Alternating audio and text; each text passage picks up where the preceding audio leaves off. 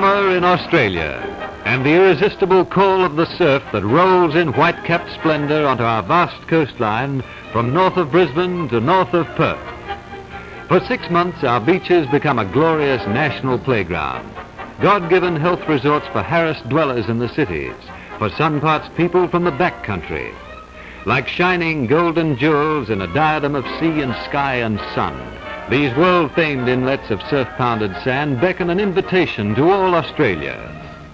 In the past 50 years, surfing has become a national pastime, an integral part of our way of life, an outlet for carefree pleasure and exhilaration, an escape from the worries of our workaday world, a symbol of Australian democracy.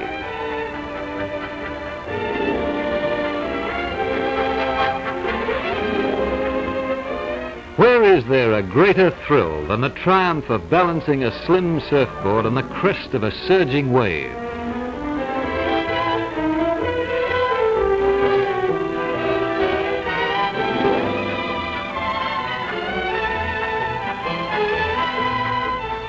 A perfectly timed body shoot on a curving green roller envelops you in its immense embrace and sweeps you shoreward in a smother of foam.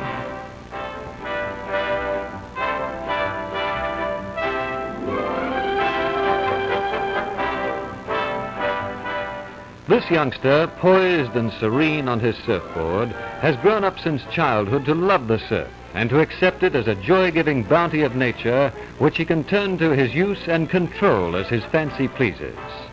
Often hidden and unseen, an element of peril lurks constantly over the inexperienced who are heedless of rips and undertows. So it is to the men and boys of our surf clubs, who in their own time and at their own expense go on patrol to meet the threat of danger wherever and whenever it may arise, Ampol Petroleum Limited, an Australian company that serves Australians, dedicates this film. The Lifesavers' motto is vigilance and service. They combine indulgence in a wholesome, muscle-building sport with service to the whole community. They are the sportsmen who hold the enduring regard of that grand sportsman, His Royal Highness Prince Philip, Duke of Edinburgh.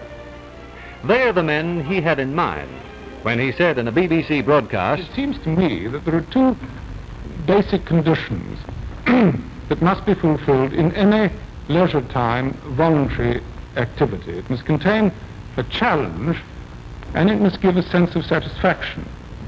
Whatever we take up, it mustn't be too easily mastered or we get no feeling of achievement. Now, I suspect that most people get the greatest satisfaction if their leisure time activities, or one of them, is either directly or indirectly a service of some sort to other people. And look at the lifesavers, the surf lifesavers of Australia. They pay a subscription to their clubs for the privilege of risking their necks to save others." The Australian surf life-saving movement is unique.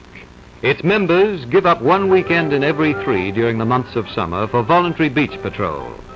And before they can go on patrol, they must spend months in training and must pass rigorous tests in swimming and resuscitation. On patrol, they watch everything that happens on the beach.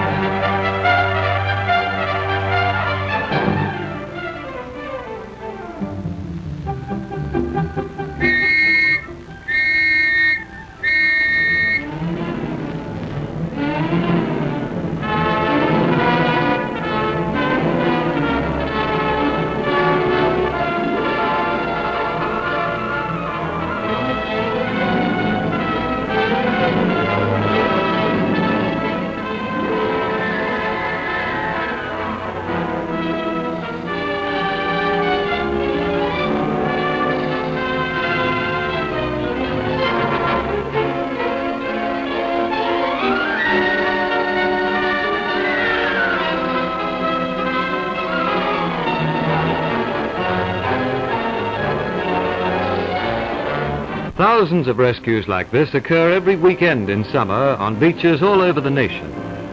From Australia, the surf life-saving movement has spread around the world, even to the United States. Here is the Qantas Constellation, bringing to Australia members of the Surf Life Saving Associations in America and Honolulu on a visit sponsored by Ampol Petroleum Limited, which also helped teams from South Africa, New Zealand and Ceylon to come to Australia.